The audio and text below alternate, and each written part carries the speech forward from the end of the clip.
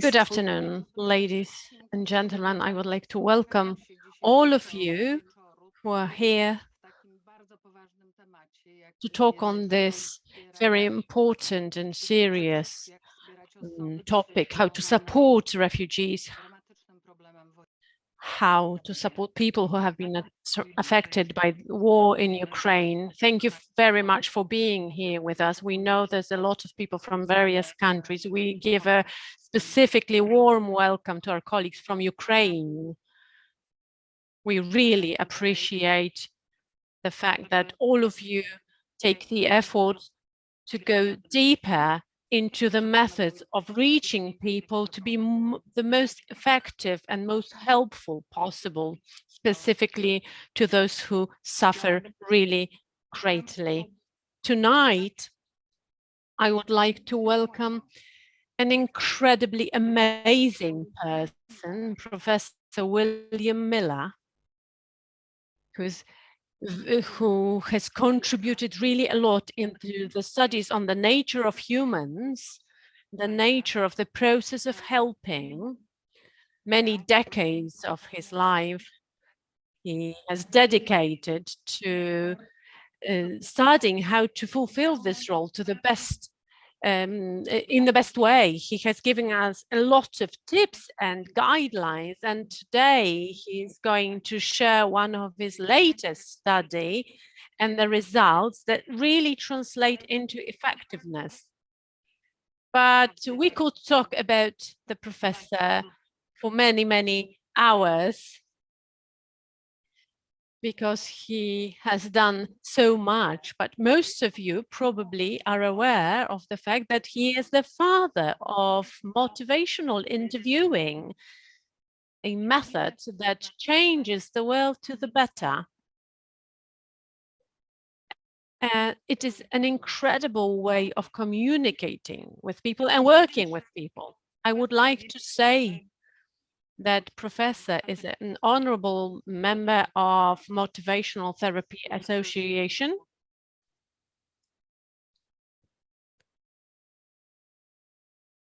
He has contributed a lot in the development of the association because he's been supporting us in many ways from the very beginning. He is our great friend of Poland. It's another visit to Poland, another visit to our academy. So we are really, truly honored that you are here with us, Professor. And we really appreciate your friendship, and we appreciate all the things you share with us. And thank you so much for being here. And the floor is yours.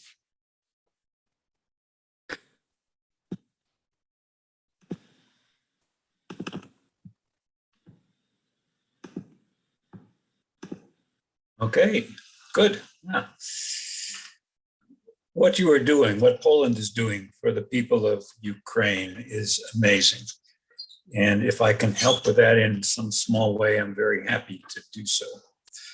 Speaking to you from New Mexico, which is part of the United States. And I'm going to talk about what it is about helpers that makes them more effective. This is primarily learned from psychotherapy research, but I think it applies to all kinds of helpers, to teachers and educators and nurses and physicians, as well as counselors. Interesting fact from psychotherapy research is that when you compare two different good therapies with each other, there are usually no differences in outcome, that clients benefit from many different ways of helping them. This is a study we did in the United States. And what you're looking at is a graph of the number of days abstinent for people who had serious alcohol problems. We compared 3 very different treatments. And as you can see, clients benefited from all 3 of them and benefited equally from all 3 of them. So it wasn't the technique or wasn't the particular method that we were using that seemed to be helping people. So what is it? Long ago, 1938, actually, this idea was introduced that in psychotherapy, everybody has won, everybody must get prizes. And, in a way, all psychotherapies are equal in their effectiveness. And yet, I don't really believe that there is no specific treatment that matters more than others. I don't believe that it doesn't matter what we do when we walk into the room with a client. I think it makes a difference what we do. We have a big debate in psychotherapy in the United States, at least, whether what matters is the specific treatment technique that you're using or common factors that are potentially present in all kinds of therapy. And to me, the problem with that question is the word or, because both things matter. It matters what you do, and it matters how you do it. Because do you really believe that all helpers are equally effective? Do you believe that it doesn't matter who provides a treatment? Do you think that the success of treatment is because of things that every therapist does, that is just present always? I don't think so. And here was my first warning about this, a study that we did in the late 1970s. We had 9 counselors who were all using the same behavior therapy.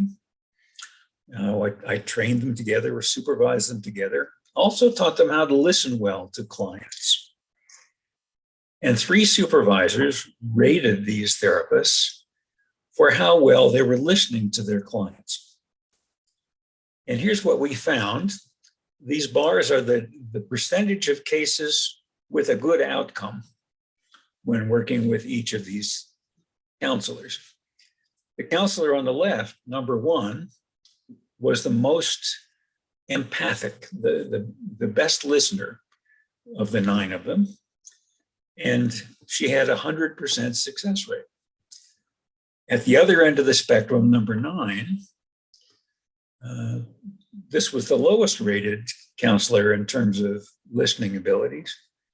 And the success rate there was 25%, using the same therapy, the same manual, the same treatment. And you can see there's a relationship between how well the therapist was listening and how much change happened for clients.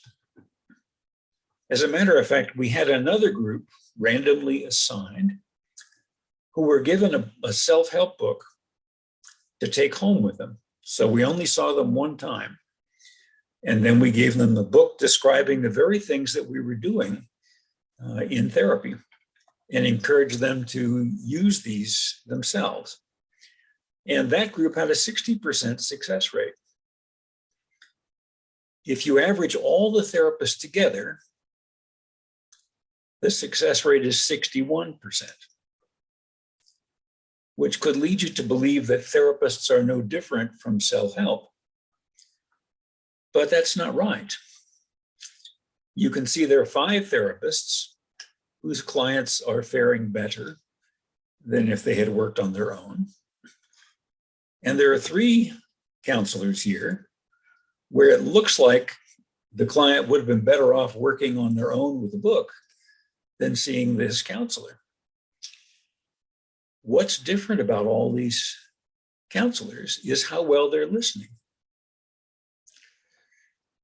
In fact, we could predict with 67% accuracy how many drinks per week clients were having 6 months later from how well the therapist had listened. Even 2 years later, we were still predicting drinking from how well the therapist had listened. We were not the only ones to report this. 1 year later, in 1981, Stephen Valley reported this study.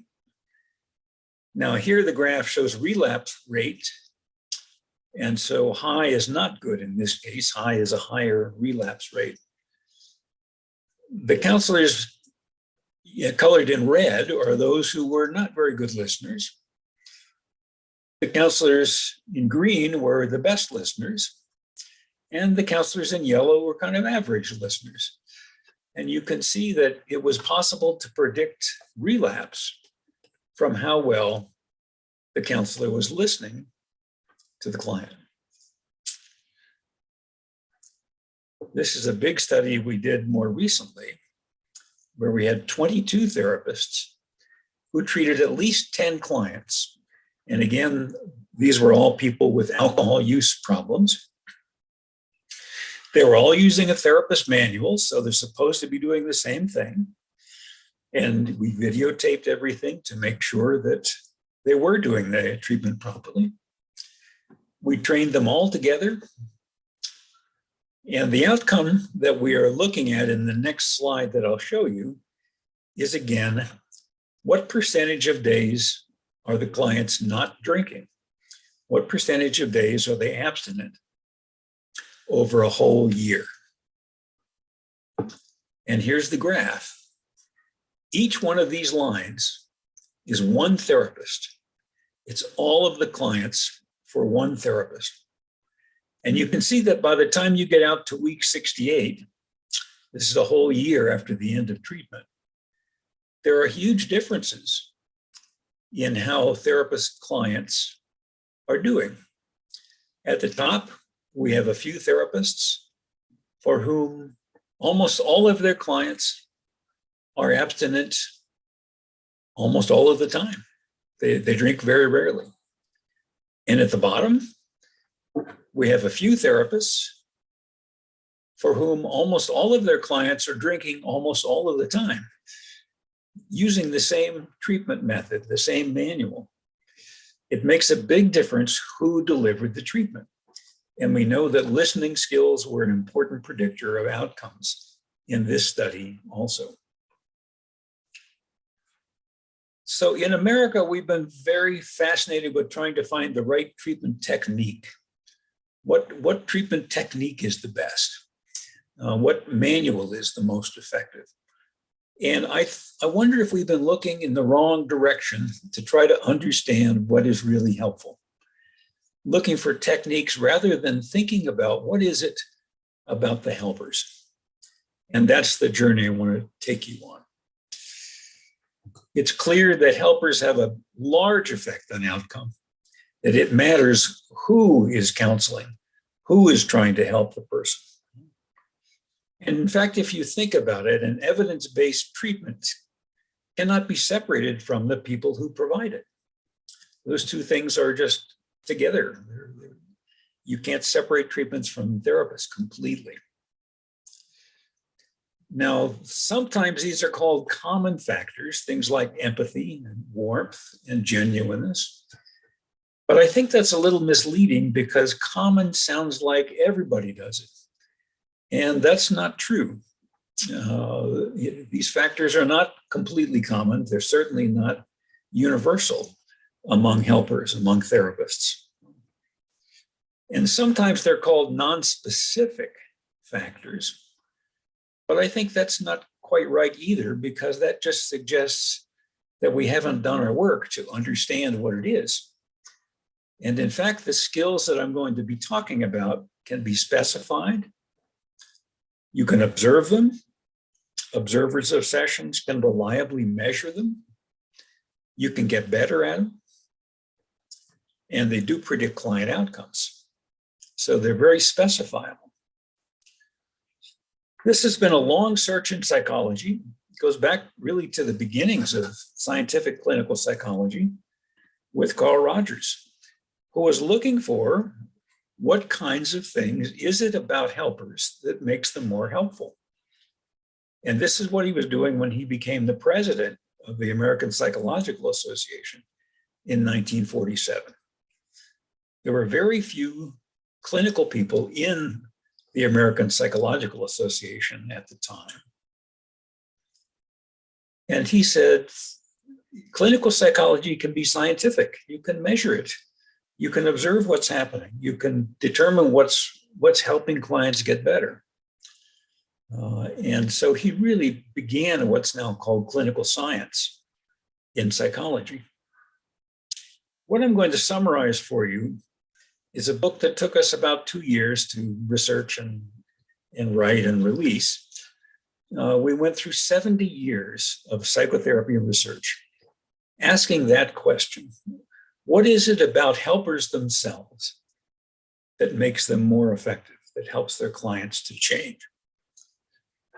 And I want to say, for each of the 8 things that I'm going to talk about, there's an internal component. There's something that you feel, there's a spirit to it, there's an attitude, there's a mindset behind it that's private, that's internal to you. But then there's also an observable behavior when you express it to your client. And neither one of those is helpful by itself. I think if you try to do these as techniques without understanding the spirit behind it, it doesn't work very well. And also, if you sit there privately understanding your client but don't tell them, that doesn't do them much good either. So it's both things. It's an internal experience and something that you do. So the first important helper skill, and I put it first because it has the biggest effect of them all, is called accurate empathy. It's the ability to understand what a person is telling you, what they're experiencing, and also to convey that understanding back to them so that they know you're understanding. And it gives them an opportunity to help you understand better as well. This is the most consistently supported clinical skill that predicts what happens with clients. If you know about effect sizes, it's a good effect size. It's a medium effect size across 82 studies with 6,000 clients. So it's well documented. You can observe it. We can watch a session and rate reliably the extent to which this helper is showing accurate empathy, the extent to which they're listening well and reflecting that back to the client. Usually it gets better with training, so this is a skill that you can learn. High empathy in the helper is related to better outcomes across many different kinds of therapy. And by the way, low levels of empathy are associated with significant worse outcomes. So you actually might be better off having the person not see this therapist than to work with a therapist who's low in this characteristic. So this is one that really matters. Second, expressing to your client that you care about them. This gets called warmth or respect. Carl Rogers called it prizing your clients. They're very special to you in a way. And again, not just sitting there feeling this, but communicating it to your clients. A very concrete way of doing that is to affirm the strengths, what you see in your clients that is admirable, what they're doing well, and particularly what it is about them that you can comment on that's positive. Their efforts, their intentions, their values, their strengths. This also has a positive effect in helping relationships across 64 studies. And by the way, affirmations, just the helper behavior of commenting positively on something that the client is doing has a big effect in itself. Clients become less defensive. They are more likely to stay and come back, less likely to drop out. They have better outcomes. They change more. And whatever you're affirming, whatever you're approving of, you're going to hear more of it in therapy. The third characteristic is called genuineness, being yourself, being who you are. So as a helper, you're not putting on a mask. You're not pretending to be somebody different or a distant observer of some sort, but very, very present with your client. These were the three things that Carl Rogers found that make a difference: accurate empathy, positive regard, and genuineness. I'm going to have 5 more besides those.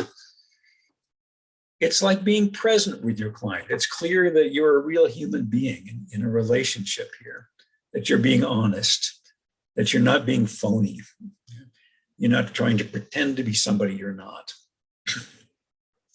So that means being aware of what you're experiencing when you're talking to a client, being emotionally engaged with the client as their story unfolds, and being willing to share something of what you're experiencing yourself, or your own thoughts, your own feelings, your own values, your own experiences, when you have good reason to believe that that will help the client.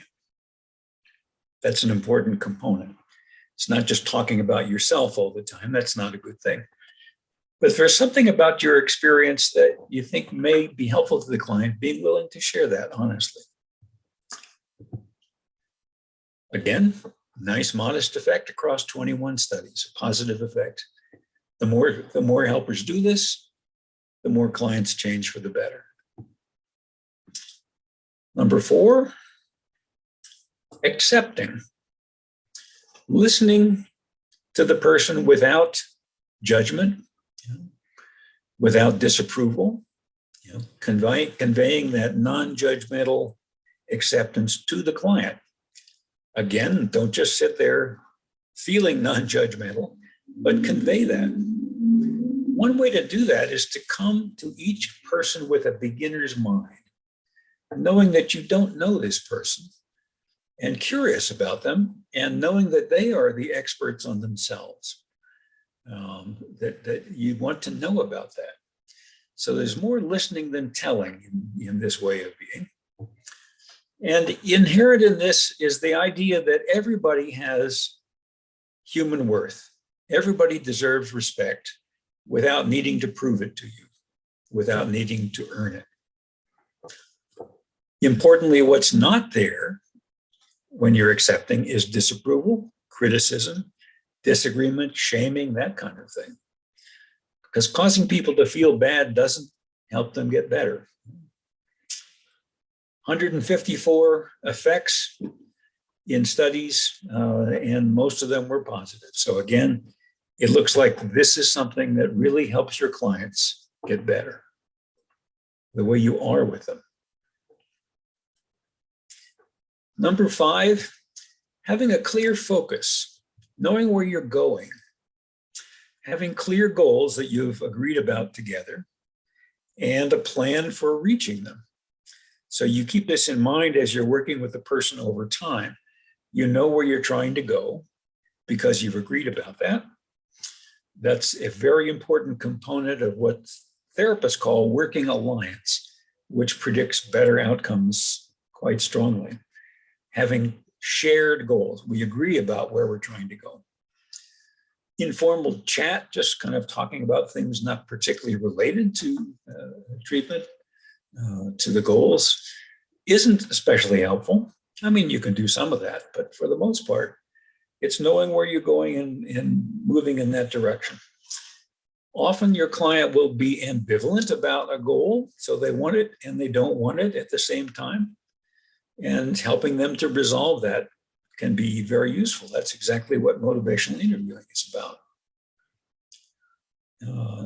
Now, sometimes therapists, at least, are uneasy with this, but I must say that there's no way to know that a treatment is effective unless you know what it's supposed to affect, unless you know what the goals are that you're trying to move toward. So this is another factor in psychotherapy research, having clear goals and a plan to get there. Hope. We know the client's hope is important. We know the clients who are more hopeful are more likely to change. And you can evoke hope from them. First of all, your own expectancies are important. Your own hope matters.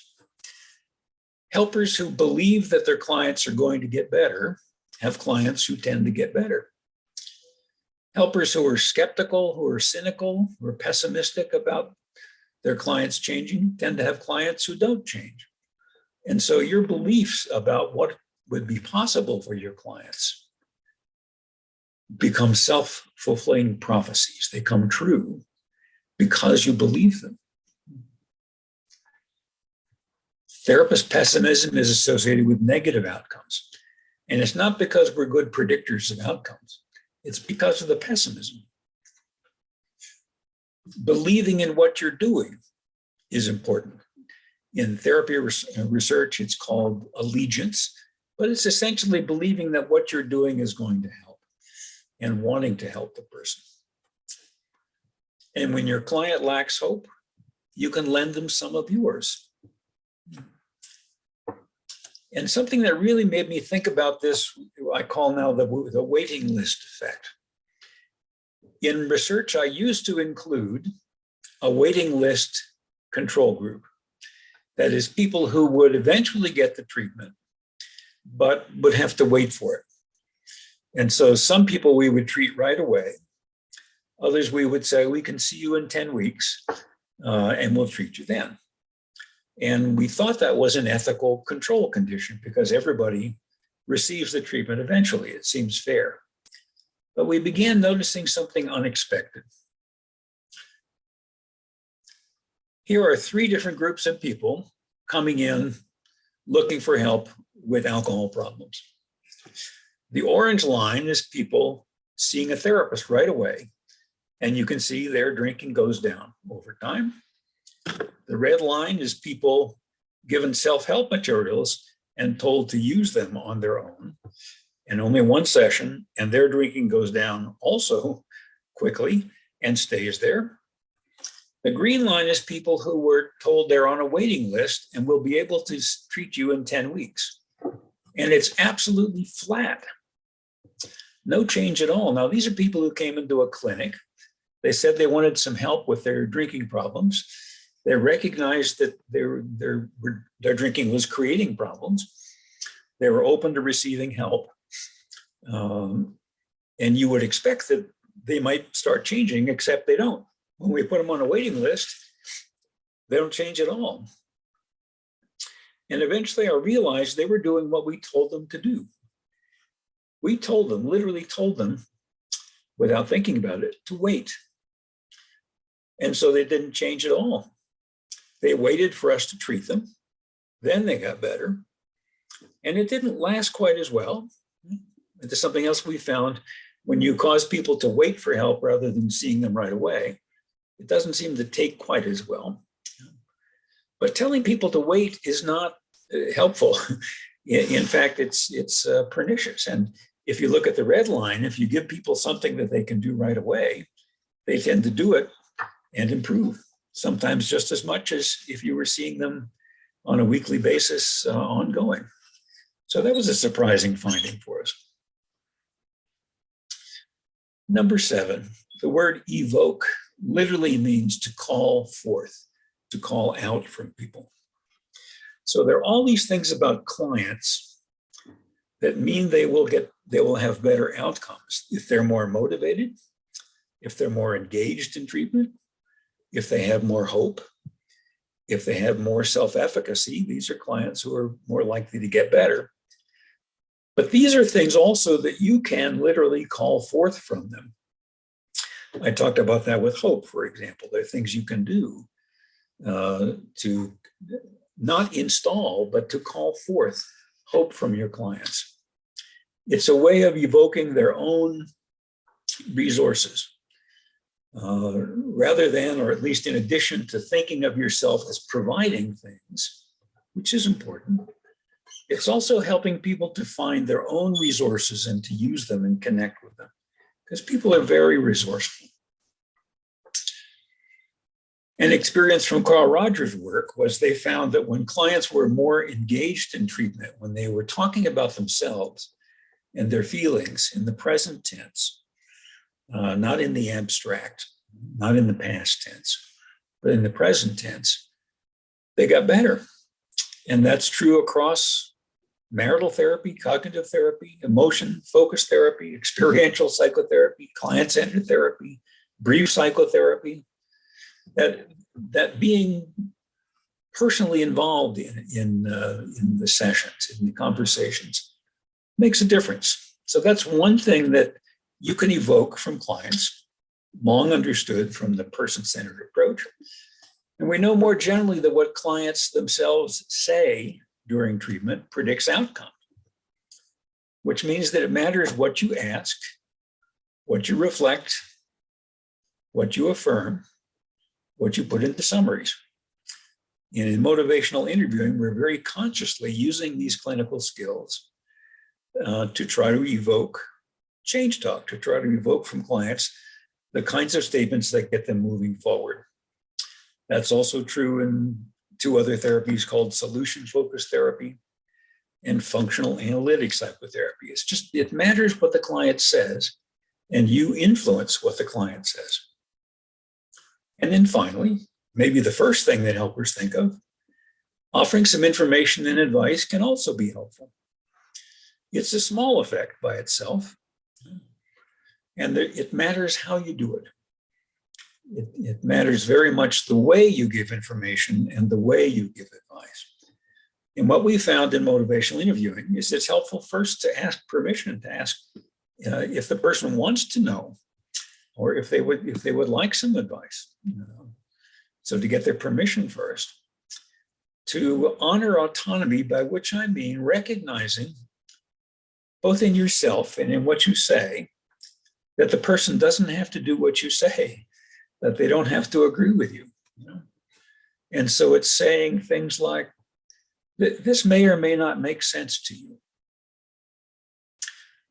I don't know if this idea would be helpful or not. So it's recognizing that the person gets to choose, which is just the truth. And then, if you can do it, offering choices. So if a person can choose from more than one thing to do, if they have a little menu of options and they get to choose which of those makes the most sense for them, that tends to be more effective than suggesting one thing at a time. Because if you suggest one thing, normal response is to tell you why that won't work, what's wrong with it. So letting people choose from among options is good. So there are the 8 things that we found reading 70 years of psychotherapy research. There are things about the helper, things the helper does, never mind the techniques that are being used. It can be cognitive therapy or behavior therapy or analytic therapy or whatever it is. It's the way in which it's done that has a bigger effect on clients getting better than the particular techniques that are being used. And I began to think, as I finished that book, this is a lot like motivational interviewing. So I'm going to go through those 8 again quickly and just say what they have to do with motivational interviewing. Accurate empathy has been a foundation in motivational interviewing from the very beginning.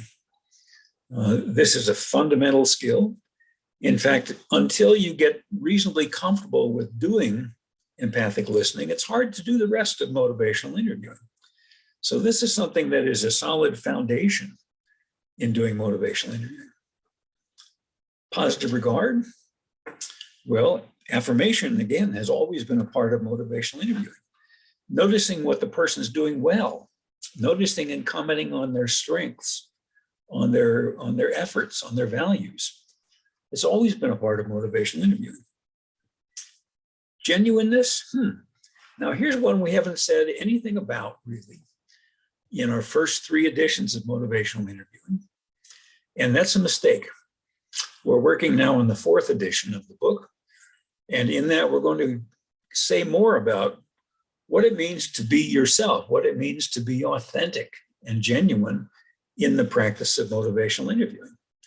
Because if you're some distant, mysterious, masked creature trying to do this, it just doesn't work well. It's human to human, and that's the way it works. Acceptance, that's one of the key elements in the spirit of motivational interviewing. Accepting people as they are.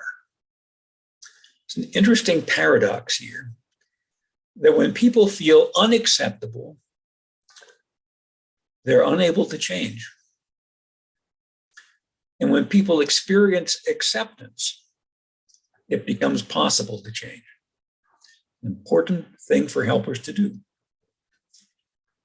Having a clear goal, well, again, focusing is one of the key processes in motivational interviewing. Hope, from the very first article, evoking the person's hope, supporting their self-efficacy, has been there. That's an important component of motivational interviewing. You haven't done them any favor to cause them to think this is a serious problem if they think there's nothing they can do about it. So that's an important piece too. Evoking, one of the key processes in motivational interviewing. It's been there from the first edition. And giving information and advice. We do that in motivational interviewing too. It's just that we do it in a particular way that makes it easier for the person to hear it and try it. And I began to wonder, is this what we've been studying all this time, 40 years in motivational interviewing?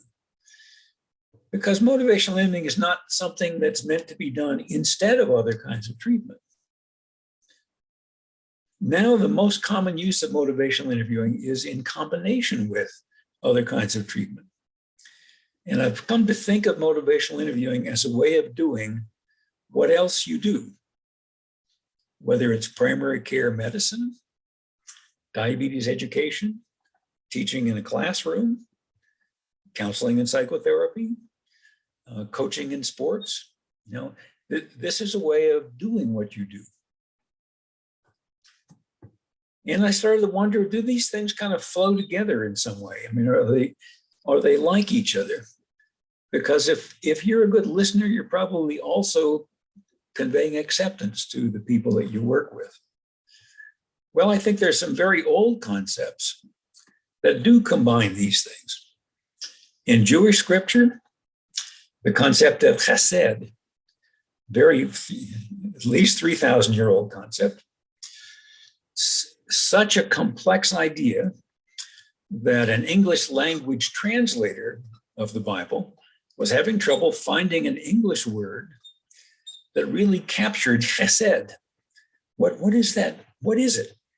And he put together, this is in the 1500s, he put together the word loving and the word kindness, an intention and an action, and made it one word, loving kindness.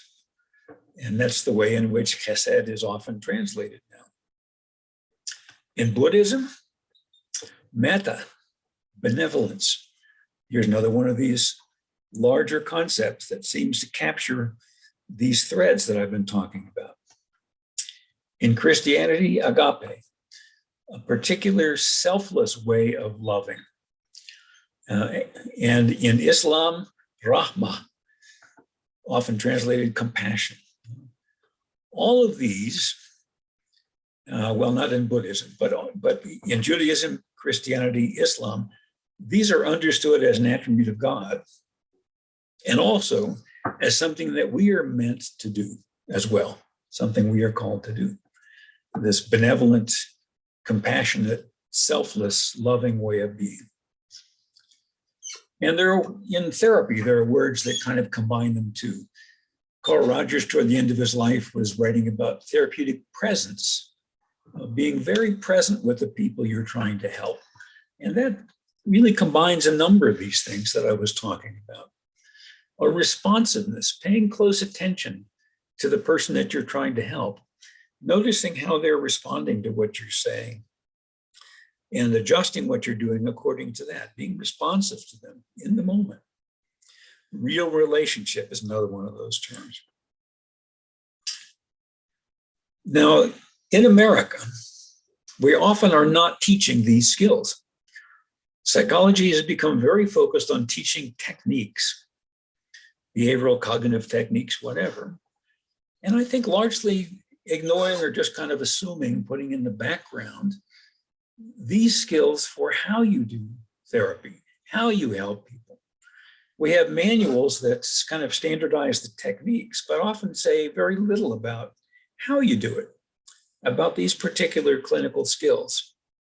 And yet we know that these skills account for more of clients' outcomes than the techniques that are being used. And this should not be an afterthought in training. It should not be ignored in training. This is something we should be teaching from the very beginning. And indeed, it was the first year course that I taught in our clinical psychology program for 31 years. So, the debate, is it specific techniques or is it clinical skills? Well, who wins a race? Is it the car or is it the driver? What makes a great meal? Is it the raw ingredients or is it the chef? What lights up a room? Is it a candle or the flame? And you can see that the or doesn't make sense here. And that what I'm trying to do in clinical training is to teach better drivers, better chefs, and brighter flames. Thanks for your attention.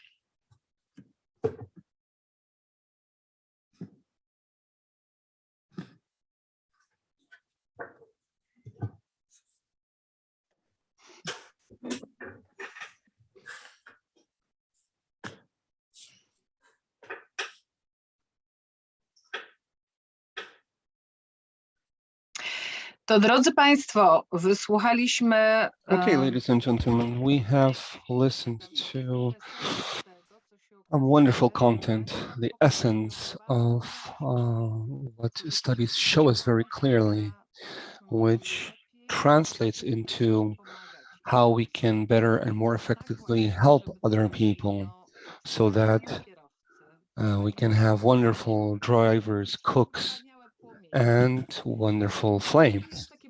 It's not that easy because we know, as the professor told us, in a very organized, as usual, very organized manner, when he talked about some very complex skills. This is not easy, mind you, what we've heard from the professor about. And I'm wondering whether we could ask,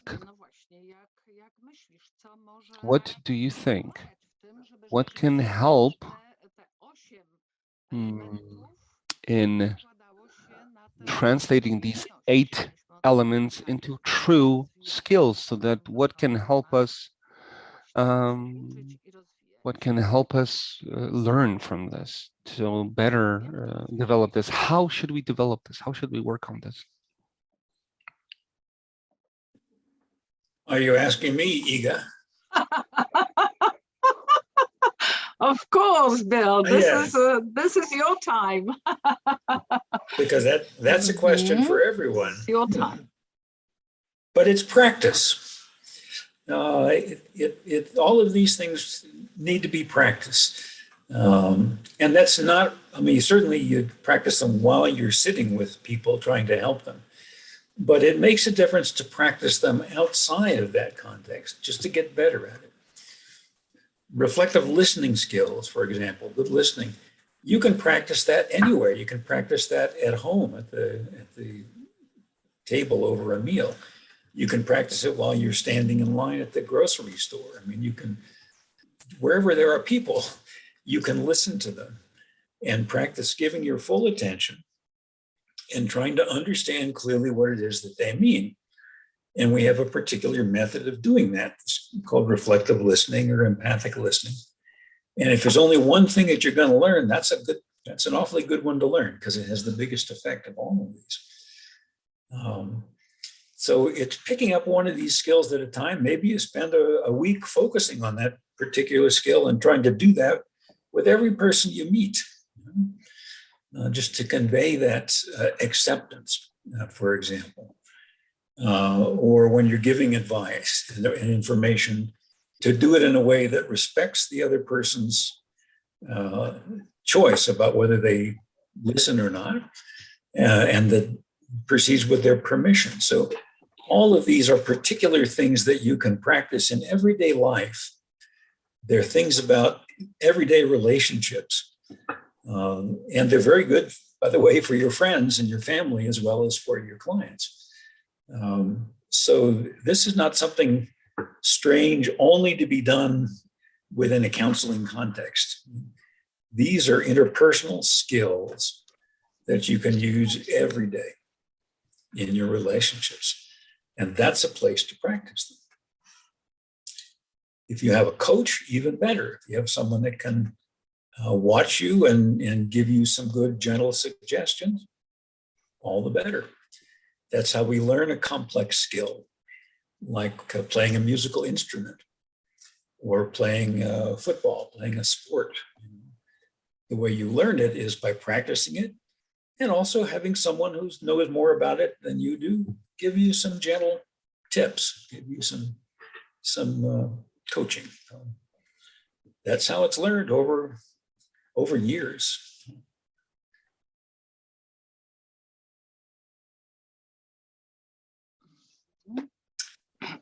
Is someone looking at the chat to give me questions that are arising?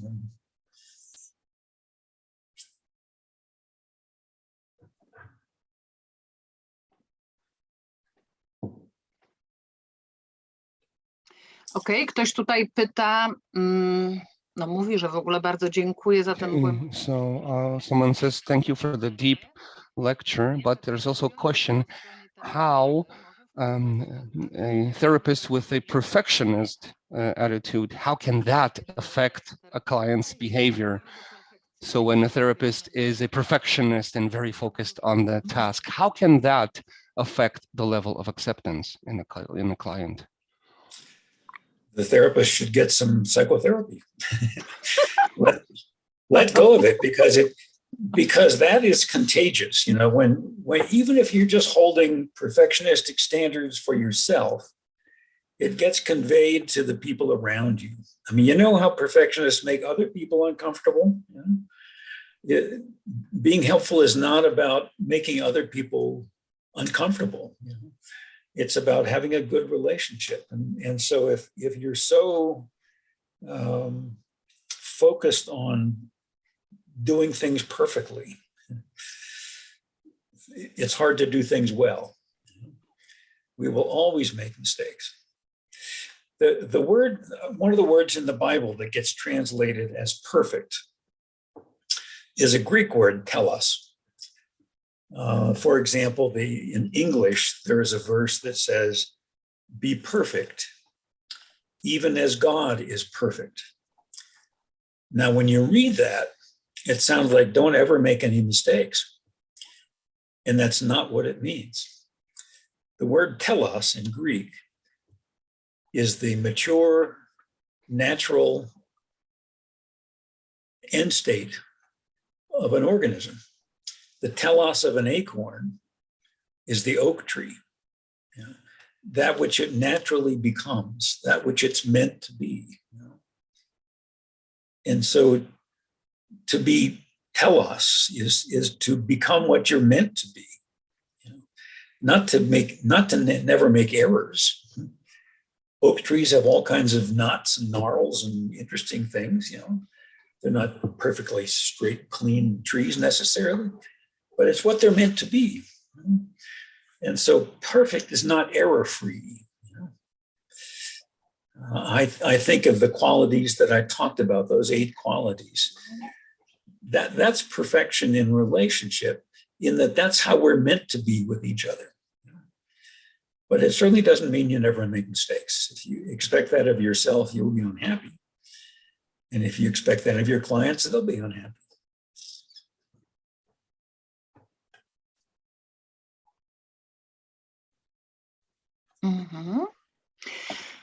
Dzięki bardzo. Ktoś tutaj jeszcze też Thank you pyta. very much. So another question is how to find the balance between supporting empathy and excessive empathy, especially towards people who talk about very traumatic experiences like the ones in the war in Ukraine.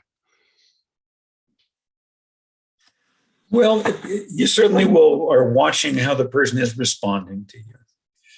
Because talking about traumatic experiences is itself traumatic. But don't be surprised that people weep. Don't be surprised if people feel strong emotions as they tell you. There's nothing wrong with that. There's nothing wrong with tears. That's healing happening. So I don't know. I mean, what excessive empathy would be. It's like excessive understanding. Now, you will need to do more than just listen to people, probably. There are some practical kinds of help that you give. So this is just one part of it. But I don't think I've ever listened to somebody too much.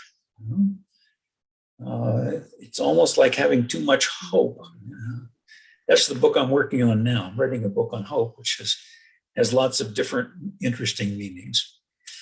And one of them is, what's the probability?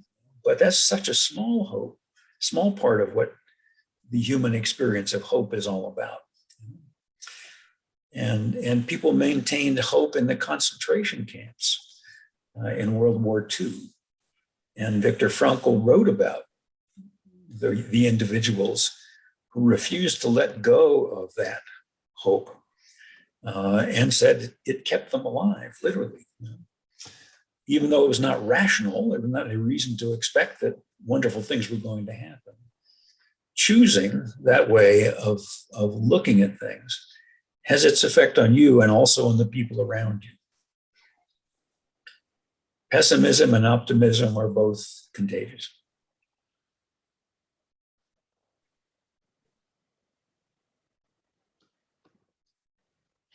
Możemy wybierać, czy w takim razie So będziemy I think we can choose whether we will be contagious with negativism, with pessimism, or whether we will be contagious with our optimism or hope. It's up to us.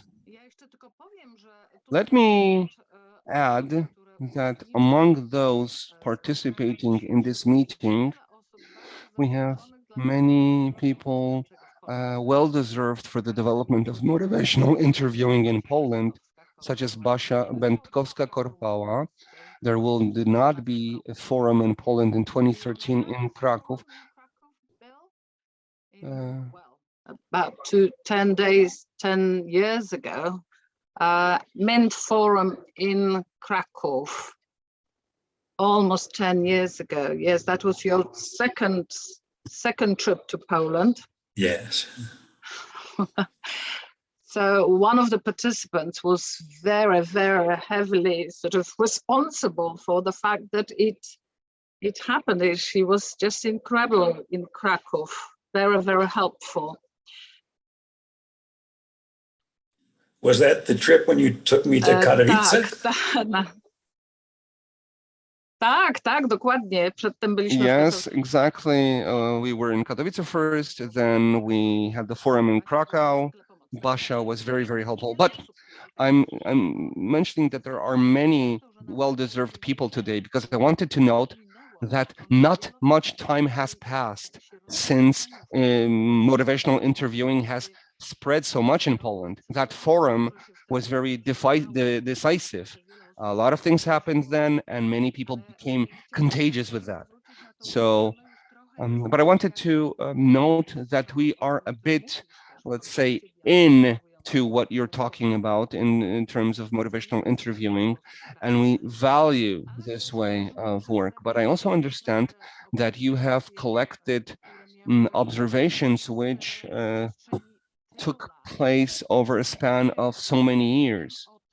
And I know that when you started talking about this, that such things matter, that indeed it's worth including this into our work with people. I remember you had very different reactions, often negative reactions from people, misunderstanding. Even I think you some threats were aimed at you, that you were profaning. There's a profaning the job. So the fact that we are so accepting of all this now, I think this is also a sign of the incredible work that motivational interviewing has done all around the world, in Poland. This is our common language. We're thinking about how to deepen this, how to develop it, how to perfect this. And So we're no longer in the thought of what the hell is Bill Miller talking about. We're no longer there. So whether this motivational interviewing is spreading, can that be about bringing people closer, professionals, but also non-professionals in the area of how to reach that Greek telos, how to work together in this area? Could that be it? Well, maybe this is what we've been doing all this time. Maybe what we've been teaching as motivational interviewing is a way to operationalize or to practice good therapeutic relationship. I mean, that's where my thinking is going. It's sort of broadening out well beyond psychotherapy to human relationships, to helping relationships. And the fourth edition of Motivational Interviewing, we're writing for helping professionals of all kinds, very, very broad audience.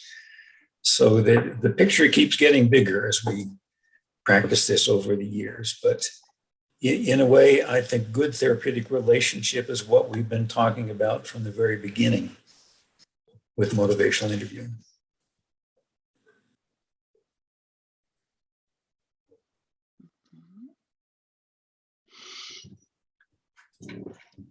Bill, wiele bardzo ważnych rzeczy. Bill, a lot of important things, a lot of food for thought. And indeed, in these dramatic situations that many people are coping today, I understand that what you're saying, this is also a way of communicating with people who experience such extensive trauma, that this will not harm them further, but can help them. If done well, this can be better than the waiting list that you referred to. Oh, dramatically better. Yes.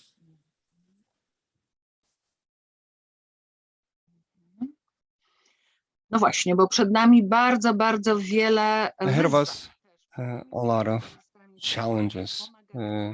Us, meaning therapists, helpers, the need is so big to deliver that help. So I understand that these are the topics, these are the themes worth expanding, developing, and working on, because that is the essence of human contact.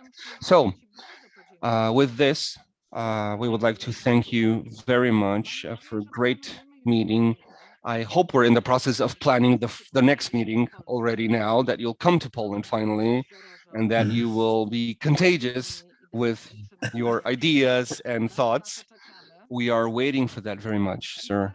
And great thanks for this very quick decision that you will support us here in this process as well. We feel that very much.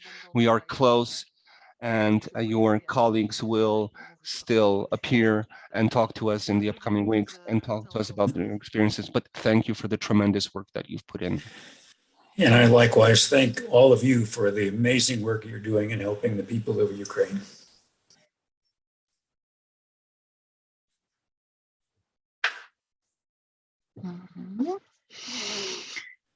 Bardzo dziękujemy wszystkim za... Thank you to all the participants. Thank you for the serious thinking about the crucial role ahead of us on how we can be contagious, either with pessimism or with optimism. That it's up to us. These are two, let's say, similar sides, but affecting people quite differently. Thank you for your active inclusion in what's going on.